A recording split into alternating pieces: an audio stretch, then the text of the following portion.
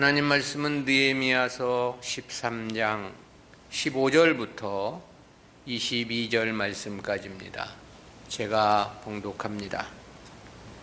그때 내가 본즉 유다에서 어떤 사람이 안식일에 술틀을 밟고 곡식단을 나귀의 시로 운반하며 포도주와 포도와 무화과와 여러 가지 짐을 지고 안식일에 예루살렘에 들어와서 식물을 팔기로 그날에 내가 경계하였고, 또 두로 사람이 예루살렘에 거하며 물고기와 각양 물건을 가져다가 안식일에 유다 자손에게 예루살렘에서도 팔기로 내가 유다 모든 귀인을 꾸짖어 이르기를 너희가 어찌 이 악한 악을 행하여 안식일을 범하느냐? 너희 열주가 이같이 행하지 아니하였느냐? 그러므로 우리 하나님이 이 모든 재앙으로 우리와 이 성읍에 내리신 것이 아니냐? 이제 너희가 오히려 안식일을 범하여 진노가 이스라엘에게 임함이 더욱 심하게 하는도다 하고, 안식일 전 예루살렘 성문이 어두워 갈 때 내가 명하여 성문을 닫고 안식일이 지나기 전에는 열지 말라 하고, 내 종자 두어 사람을 성문마다 세워서 안식일에 아무 짐도 들어오지 못하게 하며, 장사들과 각양 물건 파는 자들이 한두 번 예루살렘 성 밖에서 자므로 내가 경계하여 이르기를 너희가 어찌하여 성 밑에서 자느냐?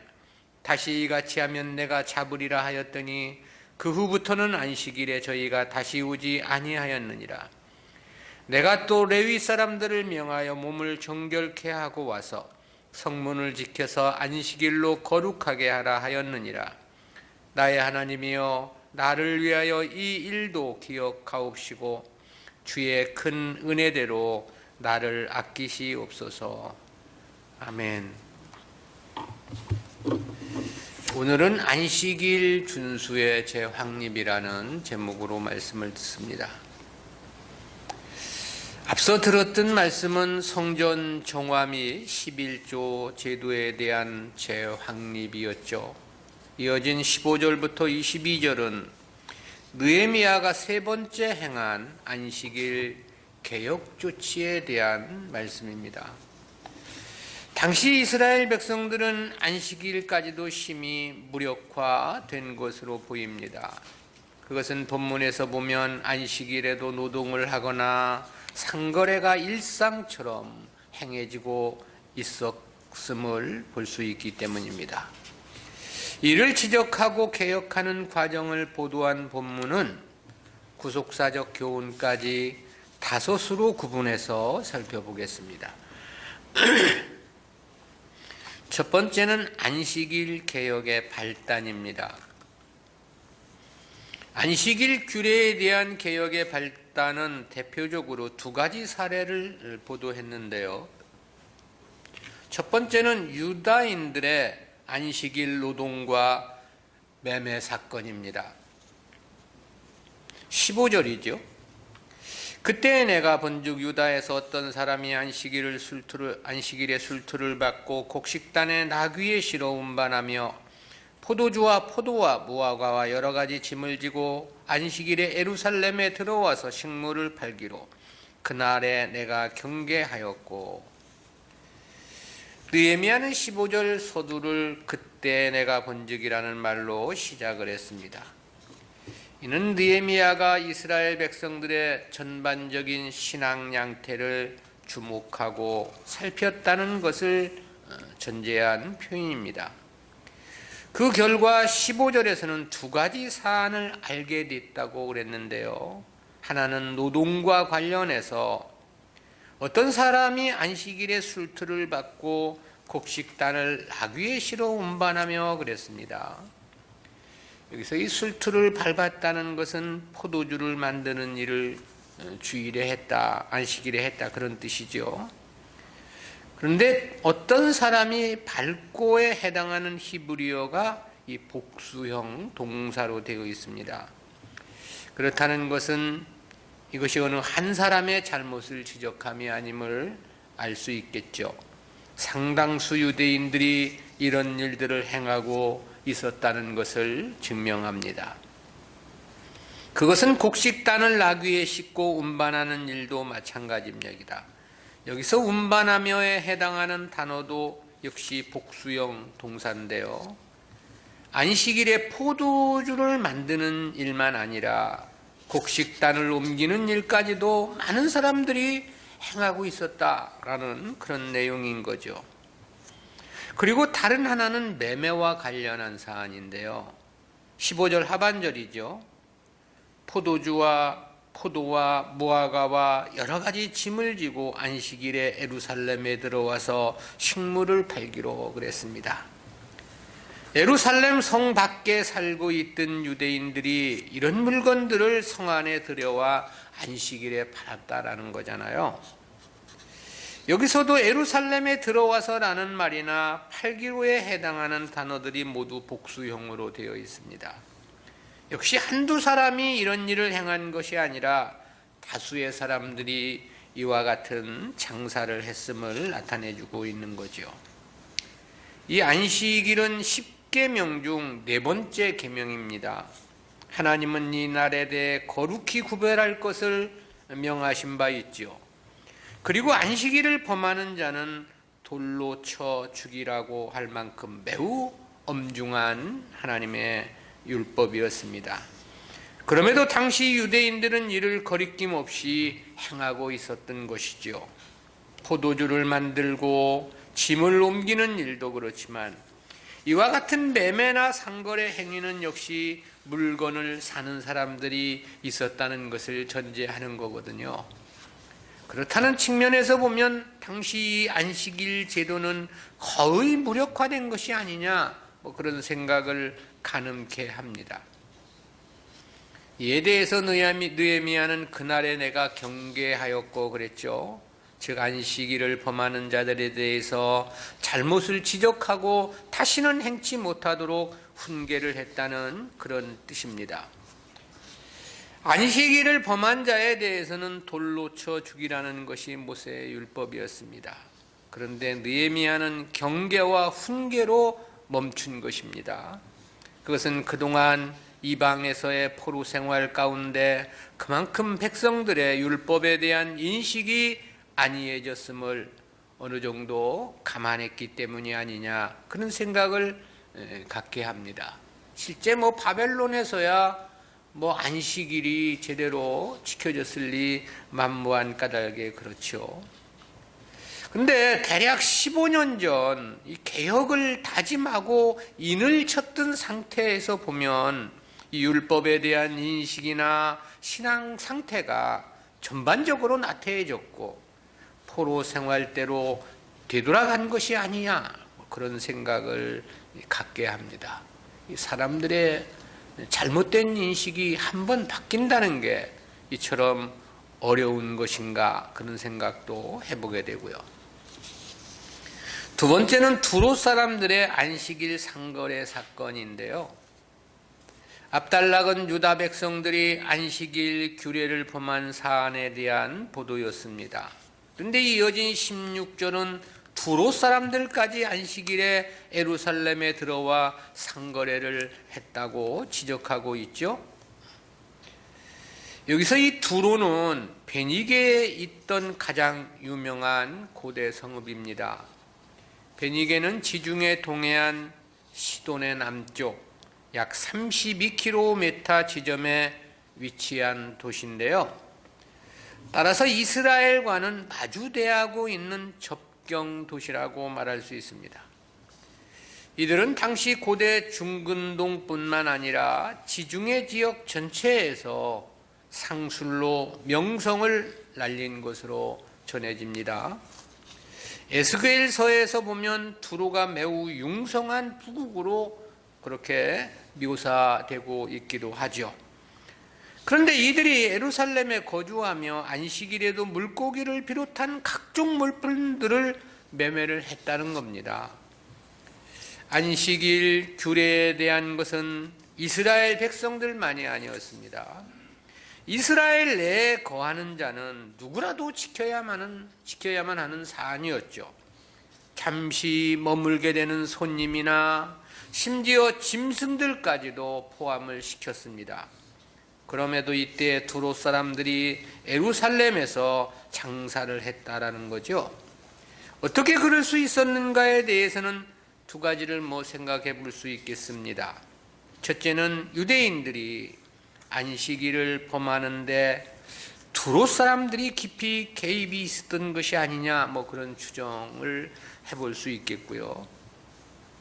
또 하나는 두로 사람들이 안식일에 장사를 한 것은 그만큼 유다 백성들이 안식일을 소홀히 여겼기 때문이 아니냐, 그런 추정도 가능해 보입니다. 아무튼 이유가 어디에 있든 유다인들의 안식일 인식은 매우 해이하고 느슨해졌던 것만은 명백합니다. 그리고 그것은 하나님의 뜻보다는 세상 중심, 육신 위주의 삶을 살았음을 의미하는 거죠.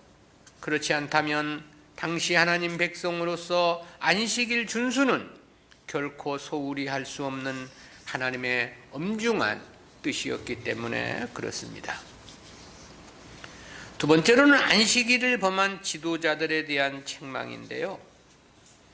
앞선 15절, 16절은 안식일 규례를 범한 중대 사안에 대한 두 가지 보도였습니다. 이어진 17절, 18절은 안식일 규례를 범한 유다 지도자들을 책망한 사건 보도입니다. 이에 대해서 17절에서 먼저 그렇게 보도를 했습니다.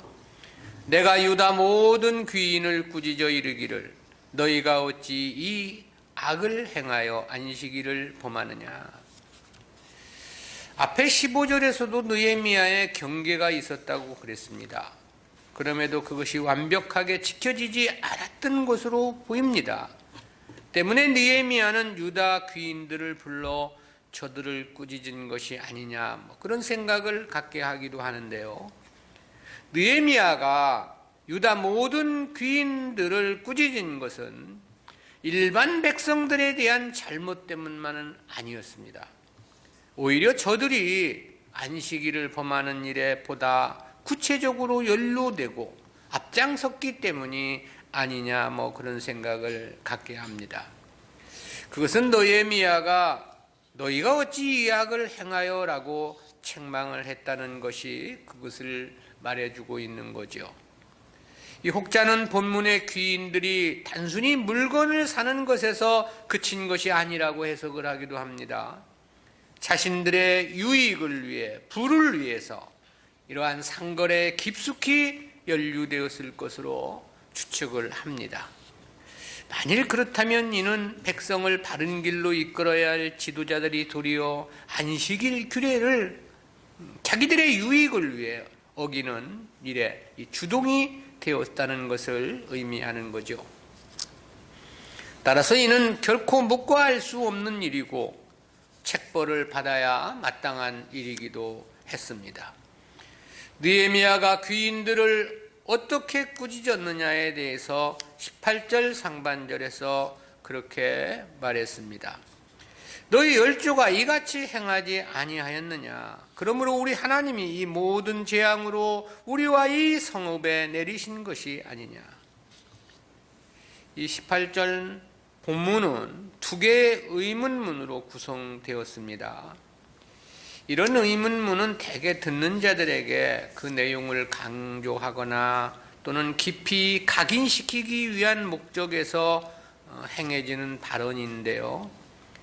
그중 첫 번째 의문문이 18절 상반절로서 너희 열조가 이같이 행하지 아니하였느냐라고 질문한 거고요. 두 번째는 그러므로 우리 하나님이 이 모든 재앙으로 우리와 이 성읍에 내리신 것이 아니냐라는 말을 한 거죠. 즉 조상들이 안식일을 소홀히 취급한 결과 하나님의 진노와 재앙이 예루살렘에 임했던 것이 아니냐고 질문 형식으로 꾸짖은 것입니다. 실제 바벨론 포로도 이와 무관치 않은 것이 사실이었죠. 그럼에도 이들은 그러한 역사를 반면교사 삼지 못하였던 것입니다. 때문에 또다시 이러한 범죄를 아무렇지도 않게 저지르고 있었던 것이지요. 따라서 느헤미야는 18절 하반절에서 이제 너희가 오히려 안식일을 범하여 진노가 이스라엘에게 임함이 더욱 심하게 하는도다라고 질책을 했습니다. 과거 조상들이 그랬던 것처럼 지금은 더 큰 징계가 있을 수 있음을 경고한 거죠. 여기서 더욱 심하게 하는도다로 번역된 히브리어는 모시핌이라는 단어인데, 이는 더하다, 늘리다, 증가시키다는 뜻의 동사 야사프의 사역형 분사입니다. 즉 하나님의 진노가 점점 쌓여가고 그로 인해 점점 위태한 지경에 이를 것이라는 뜻을 나타냅니다.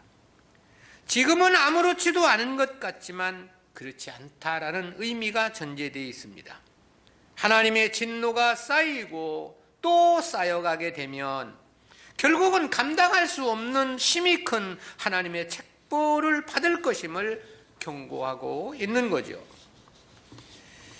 일반적으로 성도들이 하나님의 말씀의 엄중성을 무시하고 사는 경우들이 많이 있죠. 그것은 특히 신약시대 성도들이 더욱더 그렇습니다. 그것은 누구나 마찬가지로 당장은 눈앞에 큰 손해나 재앙이 없기 때문에 그렇겠죠. 그러나 그런 것이 아니다라는 뜻입니다. 하나님의 계산 속에는 잘한 것이든 잘못한 것이든 하나하나 그대로 쌓여간다, 그런 뜻입니다.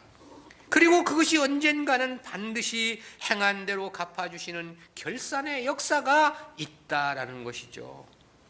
그것은 달란트의 비유나 문화의 비유에서도 잘 나타내주고 있습니다.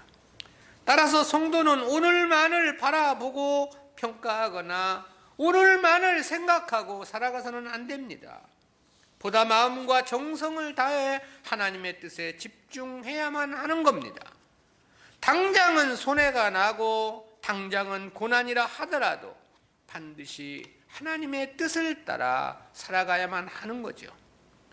성도는 물론이고 모든 인생들도 마찬가지입니다. 하나님의 계산 속에는 그 행적이 낱낱이 하나하나 쌓여가는 것이기 때문에 그렇습니다. 세 번째는 안식일 준수를 위한 느헤미야의 개혁 조치입니다.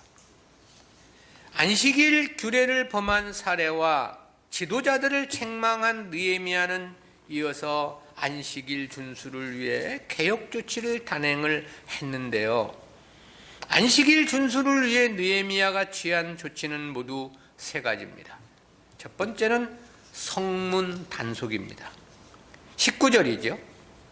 안식일 전 예루살렘 성문이 어두워갈 때 내가 명하여 성문을 닫고 안식일이 지나기 전에는 열지 말라 하고 내 종자 두어 사람을 성문마다 세워서 안식일에 아무 짐도 들어오지 못하게 하매. 여기서 예루살렘 성문이 어두워갈 때란 밤이 되기 이전 저녁 때를 가리킨 표현입니다. 즉 안식일 전날 저녁을 가리킨 건데요. 안식일은 금요일 해가 질 때부터 시작해서 그 다음 날 해가 질 때까지 계속되는 거죠. 그러니까 금요일 저녁에 성문을 닫을 것을 명했다, 그런 말씀입니다. 그리고 안식일이 지나기 전에는 열지 말라라고 했는데요. 즉 토요일 저녁 때까지는 성문을 열지 말 것을 명한 겁니다. 그리고 내 종자 두어 사람을 성문마다 세워 그랬습니다. 여기서 이 종자로 번역된 히브리어의 의미는 신하란 그런 뜻인데요. 젊은이나 소년, 하인이라는 뜻도 있지만 본문에서는 신하라는 뜻에서 사용이 됐습니다. 즉 자신을 경호하는 신복들로 하여금 성문을 지키게 했다, 그런 뜻이죠. 그 이유에 대해서는 안식일에 아무 짐도 들어오지 못하게 하며 그랬습니다. 성문을 닫았음에도 이처럼 보초를 세우게 된 것은 은밀하게 이루어지는 매매 행위를 방지하기 위한 수단으로 보입니다. 그만큼 안식일은 철저하고 완벽하게 준수해야 했음을 시사합니다. 그것이 곧 하나님 백성들의 기본적인 삶이었고 하나님의 은혜를 입는 가장 기초적인 행위였기 때문에 그렇습니다. 두 번째는 상인들에 대한 경계입니다. 안식일에 성문을 닫고 경비를 세웠다고 그랬죠. 그럼에도 상인들은 상거래를 위해 예루살렘을 찾았던 것으로 보입니다.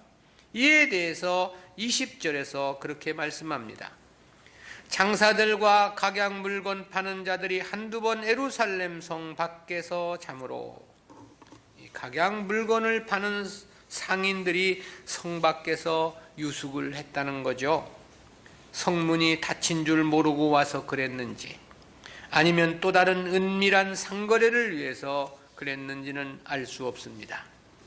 성문은 닫혔지만 그래도 왕래하는 사람들이 있을 것이란 기대를 했는지도 모르겠죠. 아니면 특별한 방법으로 은밀히 물건을 성 안으로 반입할 방법을 모색고자 했을지도 모릅니다. 그러나 이러한 상인들의 행태는 이스라엘 백성들이 안식일을 지키는 데는 결코 도움이 되지 않는 일이었던 거죠.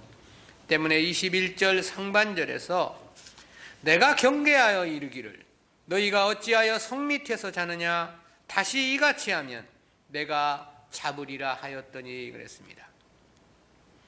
무력적인 방법을 동원해서라도 그리 못하게 하겠다는 경고를 바란 거죠. 매매하는 물건을 몰수하고 감옥에 구금을 시키겠다는 의사 표현으로도 보입니다. 그러자 21절 하반절에서 그 후부터는 안식일에 저희가 다시 오지 아니하였느니라 그랬습니다. 때로 교회 공동체를 위해서는 이러한 강압적인 방법도 필요하다, 그런 생각을 갖습니다. 죄에 오염된 인간들의 심성이 너무나 자율에만 맡겨두면 아무것도 이룰 수 없을지 모르기 때문에 그렇습니다.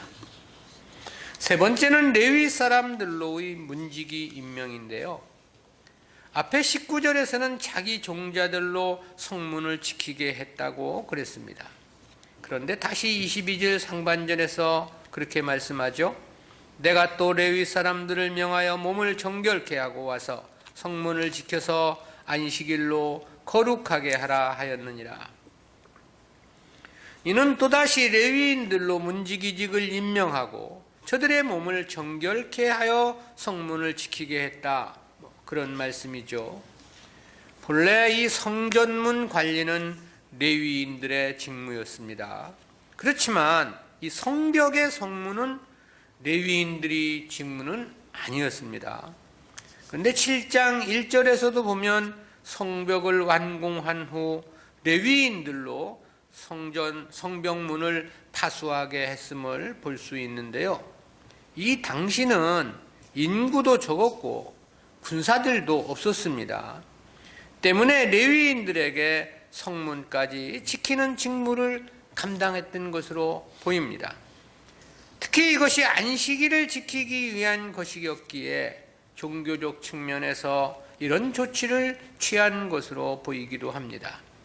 그렇다는 것은 레위인들로 몸을 정결케 하고 성문을 지키도록 했다고 함이 그렇다는 의미를 시사해 주고 있죠. 우리는 이러한 말씀에서 하나님의 뜻을 실행함에 있어서는 순수하고 순전한 마음이어야 한다는 교훈을 생각해 봅니다. 그것은 문지기 직무를 감당하면서도 몸을 정결케 했다는 말씀이 담고 있는 중요한 교훈이죠. 문지기가 그랬다면 오늘날 설교자들은 더욱더 말할 것이 없는 거 아니냐, 그런 생각을 해보고요. 또 예배를 담당하는 위원들 역시도 마찬가지고요. 그것은 역시 예배에 참석하는 성도들도 동일하다는 생각을 갖습니다. 물론 신약 시대는 이 당시처럼 정결례를 행할 수는 없습니다. 그러나 마음과 뜻과 정성을 다하는 자세는 반드시 필요하다는 생각을 갖습니다. 같은 예배라 하더라도 어떤 마음으로 드리느냐라는 것은 매우 중요하고 마음과 뜻을 다한 예배에 대해서 하나님은 더욱더 크게 기뻐하실 것은 너무나도 명백하기 때문에 그런 거죠. 네 번째는 느헤미야의 기도입니다. 느헤미야는 안식일 준수를 위한 조치 후에 그렇게 기도를 했습니다. 13장 22절 하반절입니다. 나의 하나님이여, 나를 위하여 이 일도 기억하옵시고 주의 큰 은혜대로 나를 아끼시옵소서. 여기서 이 나를 아끼시옵소서라고 할 때 이 아끼시옵소서에 해당하는 히브리어 외후사라는 단어는 불쌍히 여기다, 긍휼히 여기다, 용서해 주다, 그런 뜻인데요.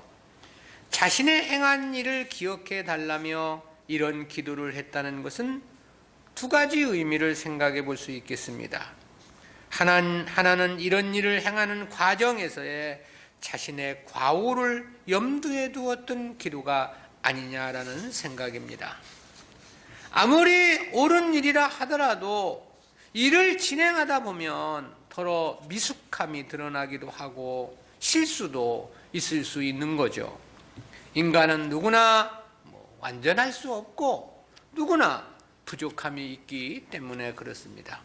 그래서 느헤미야가 하나님의 용서와 긍휼을 구하는 기도를 한 것이 아니냐, 그런 생각을 해볼 수 있고요. 다른 하나는 자신에게 은혜를 더하여 이러한 신앙의 개혁 조치가 하나님 뜻에 합당하게 이루어지게 해달라는 간구의 표현으로도 이해할 수 있습니다. 왜냐하면 여기서 불쌍히 여김이나 긍휼히 여겨달라는 것은 은혜를 구하는 일반적인 성도들의 기도문의 형식이기 때문에 그렇습니다. 실제 이러한 일의 선한 결말은 하나님의 도우심이 없이는 불가능한 일이겠죠. 사람의 의지나 능력만으로 되는 일이 아니기 때문에 그렇습니다. 그렇다는 측면에서 보면 본문의 기도는 이러한 두 가지 의미가 모두 함유된 것이 아니냐, 그런 생각을 해봅니다. 역시 느헤미야의 신앙의 진정성과 그 정도를 가늠케 하는 기도라는 생각을 갖습니다. 그리고 우리는 다섯 번째로 이 말씀을 통해서 두 가지 구속사적인 의의를 생각해 봅니다. 첫 번째는 성도는 오직 하나님의 나라, 영원한 안식을 위한 삶이어야 한다라는 교훈입니다. 그것은 안식일 인식이 심히 느슨해지고 해이해진 이스라엘 백성들을 통해서 생각해 보는 교훈입니다. 본래 안식일 제정은 하나님 백성들에게 영원한 안식을 소망하며 살게 하기 위한 목적이었습니다. 이를 위해 하나님은 우주 만물을 6일에 창조하셨고 7일째 안식을 하신 것입니다. 그리고 그날을 거룩한 날로 구별하셨던 거죠. 실제 하나님께서 피곤하셔서 안식하신 것이 아닙니다. 하루에 다 창조할 수 없어서 6일 동안 창조한 것도 아닙니다. 그 모든 과정은 안식일 제정을 위함에 그 목적이 있었던 겁니다. 본래 하나님 백성들을 창세전에 택하신 것은 영원한 안식처인 하나님 나라를 주시기 위함이었죠. 때문에 하나님은 자기 백성들로 하여금 늘 이를 기억하고 그때를 대비하며 살기를 원하셨던 겁니다. 그래서 안식일을 제정하신 것이었고요. 안식일을 지킴으로써 자연스럽게 영원한 안식을 생각하며 살게 하기 위함이었던 겁니다.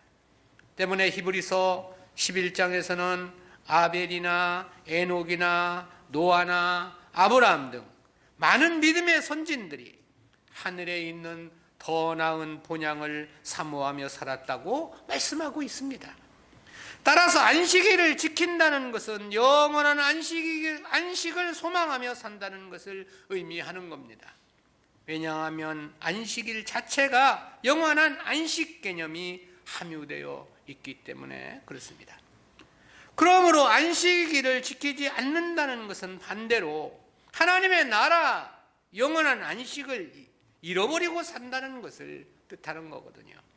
저기 세상 나라 육신만을 위한 삶을 살고 있음을 의미하는 것이다라는 거죠. 그렇다는 것은 곧 성도의 절대 본분을 상실한 것이라고 말할 수 있고요. 존재 이유를 망각한 삶인 것입니다. 밥을 먹고 숨을 쉬며 살아가는 삶의 의미를 잃어버리게 된 것이죠. 하나님 백성들에게 이 영원한 안식처인 하나님 나라 소망은 그야말로 존재의 이유이고 삶의 최상의 목적과 목표이기 때문에 그런 것입니다. 두 번째는 교회 지도자의 관심은 오직 성도의 신앙에 초점을 두어야 한다는 교훈입니다. 그것은 재차 귀환한 느헤미야가 행한 것이 오직 백성들의 신앙 문제에 집중했다는 사실에서 깨닫게 되는 교훈입니다. 당시 느헤미야는 이스라엘의 총독이었습니다. 그렇다면 백성들의 생활 전반적인 문제에 관심을 두어야 하지 않느냐는 생각을 해볼 수 있겠죠. 당시 유다는 바사국의 한 도성이었습니다. 그렇다 하더라도 백성들을 안전하게 지키기 위해서는 무엇보다 군사적인 문제를 고려했을 수 있습니다.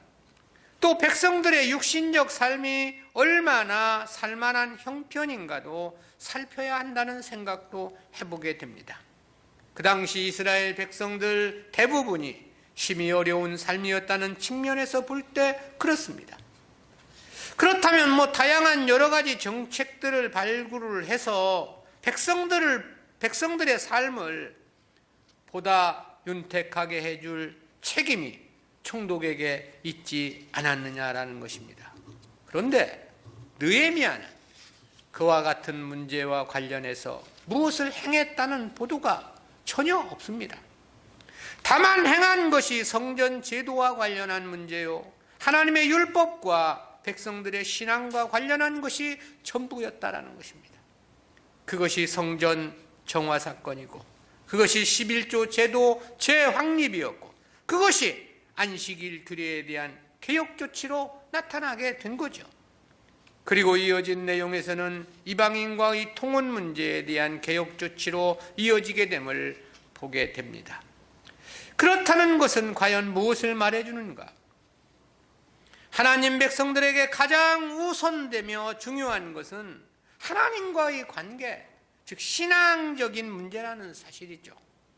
따라서 교회의 지도자는 오직 성도의 영적인 문제, 즉 신앙에 초점을 두어야만 한다라는 사실입니다.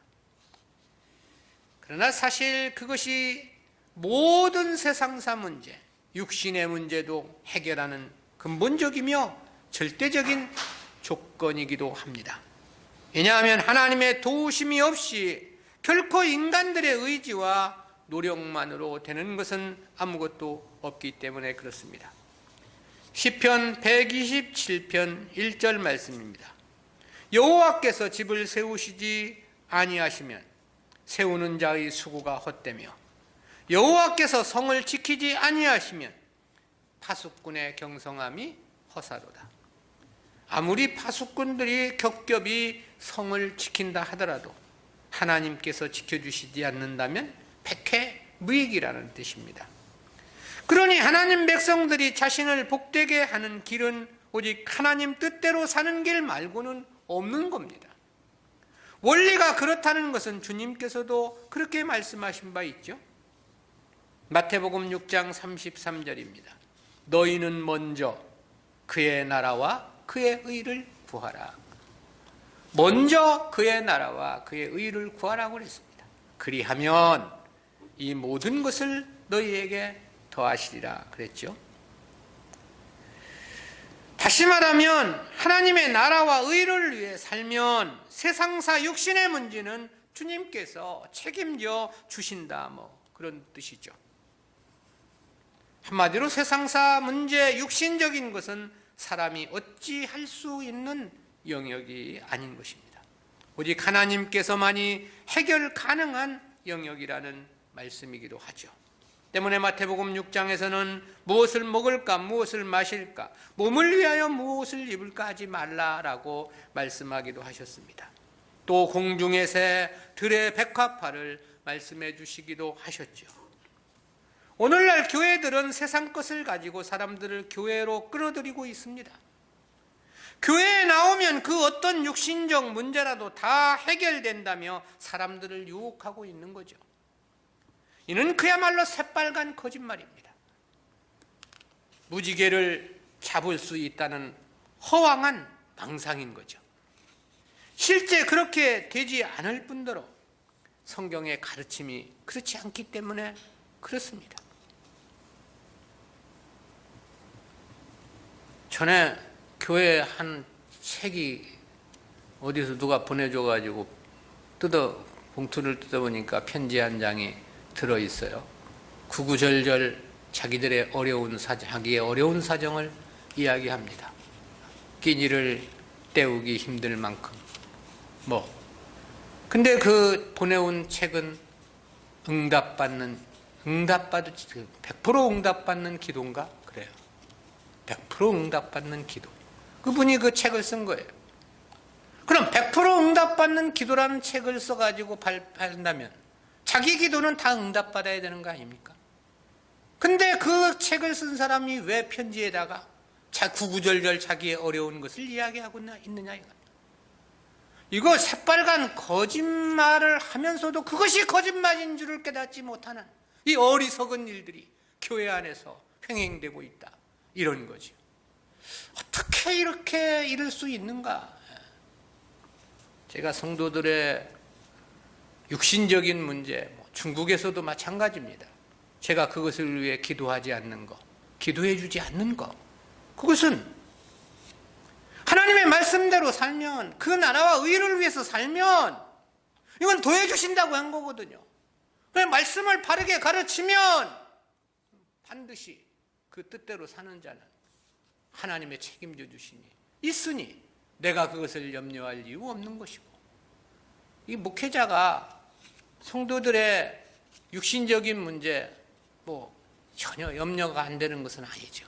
잘 되기를 바라는 마음 있죠.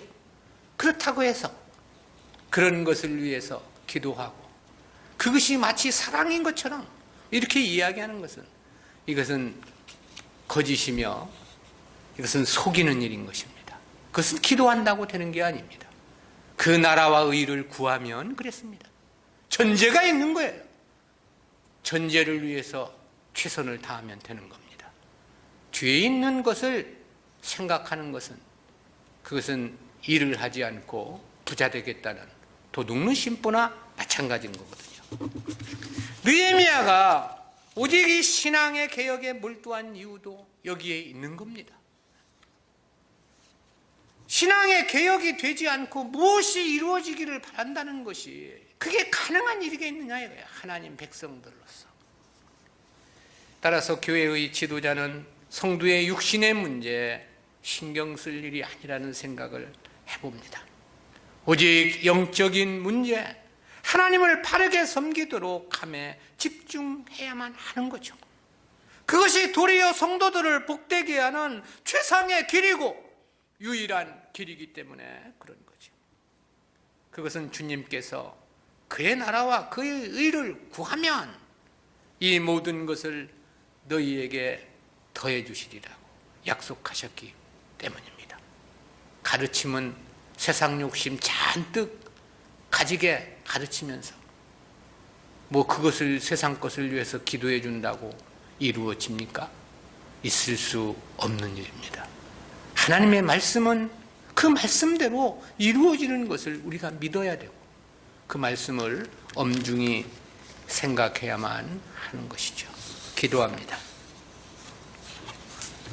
사랑의 하나님, 은혜를 감사합니다.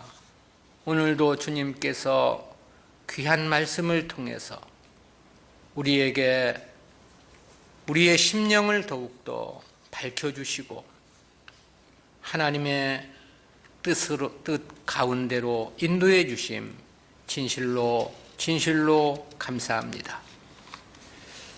다시 예루살렘으로 귀환한 느헤미야가 행한 그 모든 일들이 오직 신앙개혁에 몰두했던 것처럼 우리 하나님 백성들의 삶은 무엇보다 우선해서 하나님을 섬기며 바르게 믿음으로 살아가는 삶에 집중되어야 한다는 귀한 교훈 깨닫게 해주심 진실로 감사합니다. 우리들의 삶의 모든 발걸음들이 다 이처럼 하나님 앞에 올바른 신앙인으로서의 바른 삶이 되어질 수 있도록 도와주시고 인도하여 주시옵소서. 감사드리옵고 예수님의 이름으로 기도드리옵나이다. 아멘.